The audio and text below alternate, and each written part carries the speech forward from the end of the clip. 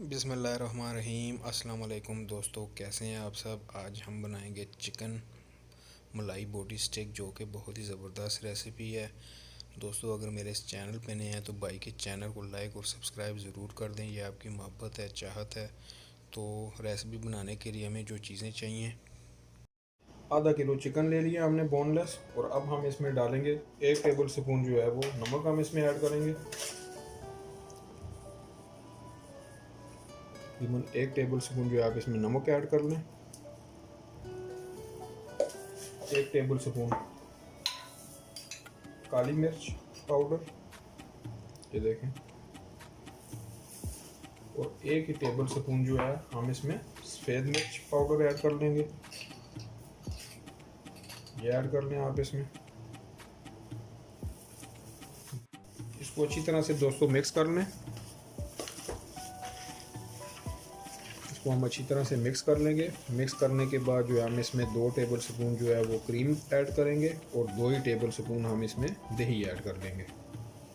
یہ دیکھیں، 2 table spoon ہم اس میں یہ کریم ایڈ کر لیتے ہیں۔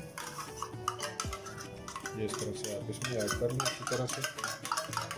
دوستو ضرور ٹرائی کریے گا اس ریسیپی کو، یہ بھی بڑے مزے کی ریسیپی ہے۔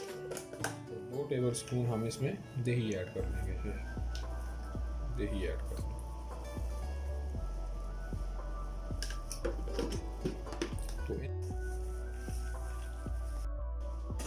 تو دوستو یہ دیکھیں، اچھی طرح سے ہم نے چکن میں ساری چیزیں مکس کر دی ہیں۔ تو اب ہم اس کو تقریباً 4 سے 5 گھنٹے کے لیے میرینیٹ ہونے کے لیے چھوڑ دیں گے۔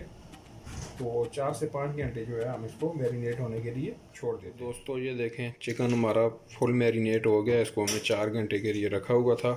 تو اب ہم نے کرنا یہ ہے، فرائی پان میں ہم نے اس کو ڈالنا ہے اور ہلکی سی اس کی ہم نے بنائی کرنی ہے۔ یہ دیکھیں، فرائی پان میں نے ڈال دیا۔ اب ہم نے اس کی ہلکے سے بنائی کر لینی ہے۔ یہ دیکھیں دوستو، بنائی ہو گئی ہے۔ اچھا یہ دیکھیں دوستو، یہ اب ہماری تقریباً بنائی ہو گئی ہے۔ اس اسٹیج کے اوپر لے کے آنا ہے اسے، بہت زیادہ اس کو گلانا بھی نہیں ہے، یعنی ہاف جو ہے نا اس کا پانی خشک کرنا ہے۔ اس مسالے کو چکن پہ چپکانا ہے بس، اور کچھ نہیں کرنا، ٹھیک ہے۔ باقی کا آگے اسٹیپ وہ دوسرا والا، تھوڑا سا اور 5 منٹ اور ہم کریں گے اس کو، اس کے بعد اسے اتار دیں گے۔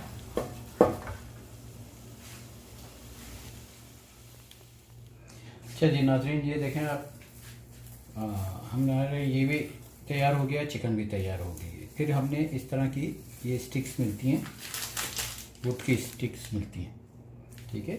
اب جتنی بھی آئیں آپ لے لیں، میں نے 7-8 لی ہیں۔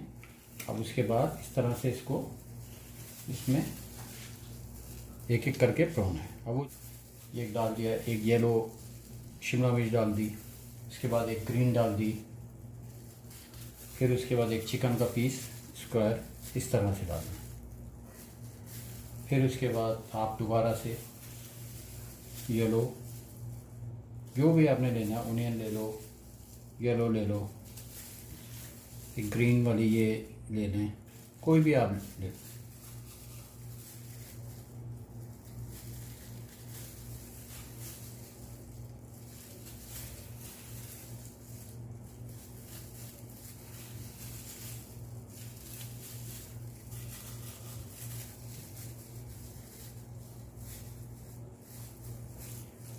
یہ دیکھیں، اس طرح کی ایک ہم نے اسٹک بنا لینی ہے۔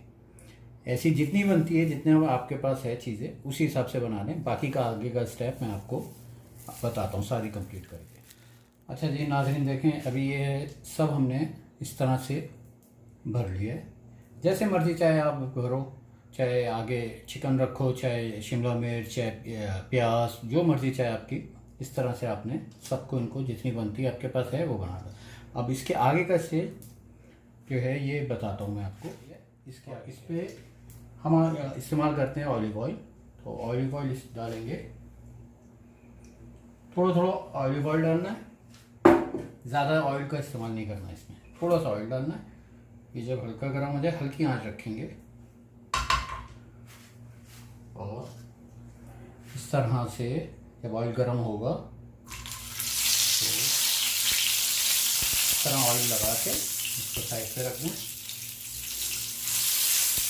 और लगा के जितनी आपके गुंजाइश हो तवे के ऊपर इतनी आपने जो है ना ये इस तरह से देखना, 4, 6, 8 जो भी हो वो आपने इस तरह से लेना।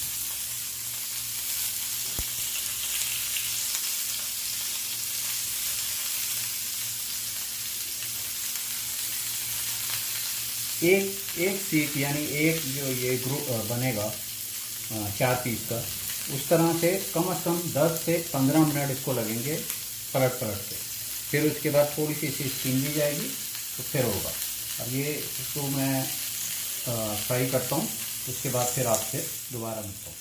ये देखें दोस्तों, ये हमारा पहला स्टेप इस तरह से कंप्लीट हो गया। हमने घुमा के इसे तकरीबन 20 मिनट लगे हैं और 20 मिनट के अंदर ये फ्राई हो गया। अब हम इसे निकालेंगे। ये कुछ हमने स्टीम पे पकाया ऐसे ढक के और कुछ इस तरह से फ्राई, थोड़ा सा ऑयल डाल के इस तरह से फ्राई किया। तो ये उतारेंगे आप 5 मिनट में। उसके बाद फिर हम दूसरा स्टेप रखते हैं। जब कंप्लीट हो जाते हैं तो फिर आगे का हिस्सा हम आपको कंप्लीट करके बताएं। अच्छा जी नाजरीन, दोस्तों ये देखें, ये सारे अब इस टाइम पे हो गए और ये अब खाने के लायक है। तो हम इसको अभी ट्राई करते हैं, वो लगाते हैं।